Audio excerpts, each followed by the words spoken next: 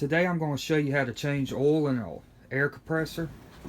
Some air compressors are oil lubricated, some are oilless. If you don't know that about your air compressor, I'm going to show you a couple things right quick that you can determine it. If your air compressor is oilless, then you ain't got no oil to change and you're done.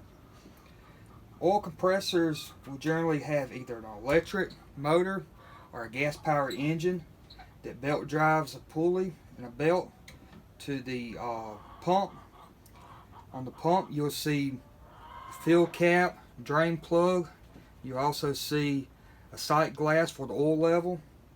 So your configuration like this is going to be your oiled air compressors. Your oilless air compressors will generally look something like this. Most of the time they'll be encased in a cover. It won't have access to it, to the motor and the pump separate like the way an oilless compressor usually looks. And generally it'll say on it oil free. Before you get started, you're going to want to have your supplies and tools together. You're definitely going to need some sort of drain pan. You're going to need enough compressor oil to fill your unit. You look in your owner's manual to see the exact capacity.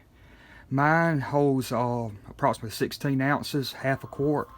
So a bottle like this will last me for 2 oil changes. I use full synthetic oil. That way it has better performance in hot and cold conditions. You're going to need a wrench or a socket the same size as your drain plug. Having a funnel is going to make it much easier to put the new oil in it.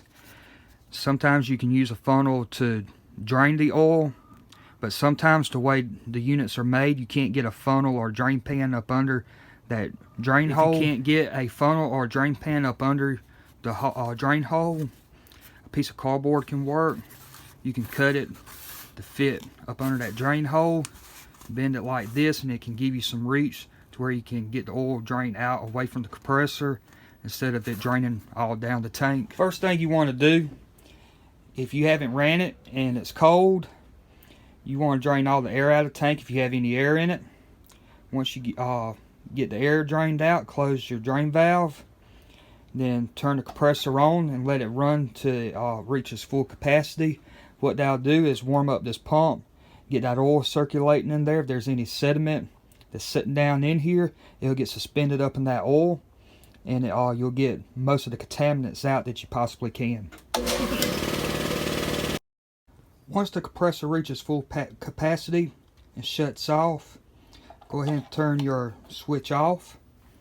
A good safety measure would also be unplug it from the socket. If it's wired directly into a breaker panel, cut the breaker off for the air compressor. That way, while you're working on this, got your hands around it, it don't accidentally kick on and cut your fingers off. Go ahead and break that drain bolt loose. Go ahead and get it a little bit loose.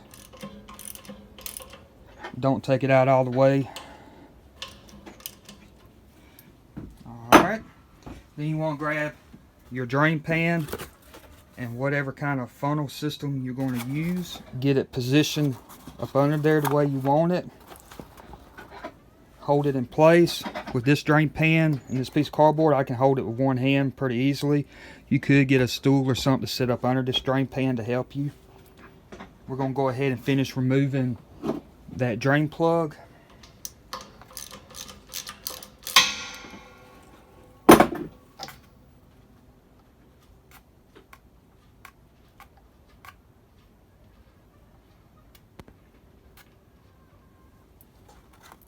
And then just let all that crud drain out of it.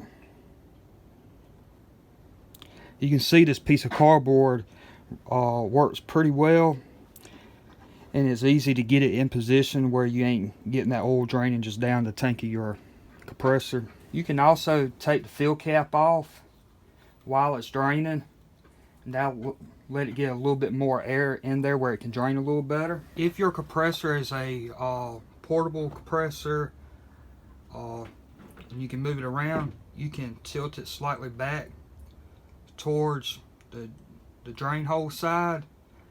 That help get the most of that oil out as you possibly can.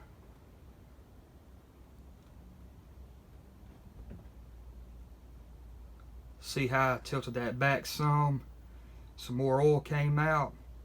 Now if you got a big stationary compressor, you can't do that. You just have to do the best you can with it being stationary. Once it's done draining, go ahead and put your plug back in.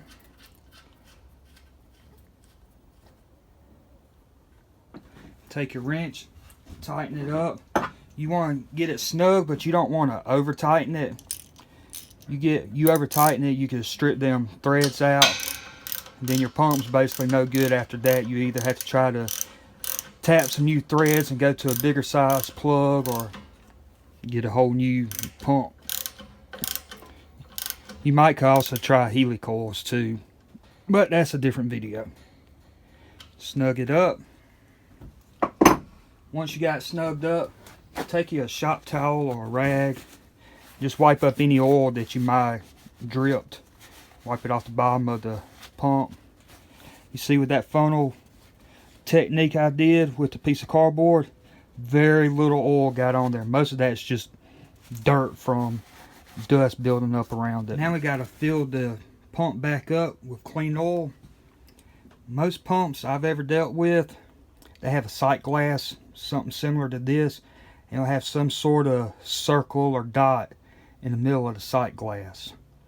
What you want to do is put the fill level to where it's right at the top of that circle. You don't want to go too far up or too far down. You don't want to overfill it. But right there at the top of the red circle is the maximum fill point. Put your funnel in the hole. Get your clean oil and fill it up. Don't go too fast to where you make a mess. Just take your time. And as you're putting oil in it, keep an eye on that sight glass. When it starts coming up, just slowly add until you get to the full mark. Alright, now that I have it at the full mark, I'm going to go ahead and pull my funnel out, wipe it off. My cap, I'm just going to wipe any dirt off that, reinstall it. Once that's tight, I'm going to drain the air out of the tank. Once I get the air drained out of the tank, then I will shut the valve off, turn the compressor back on, let it run until it reaches full capacity, and then once it shuts off, I'll let it sit a few minutes, come back and recheck my level, and if I need to do any adjustments, I'll add any that I need to add, but that should be right on the money.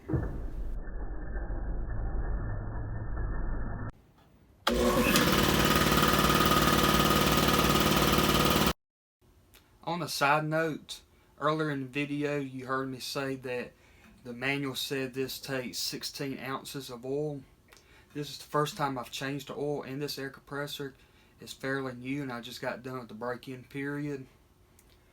And the manual says 16 ounces. Well, it took me about 24 ounces to reach the full mark.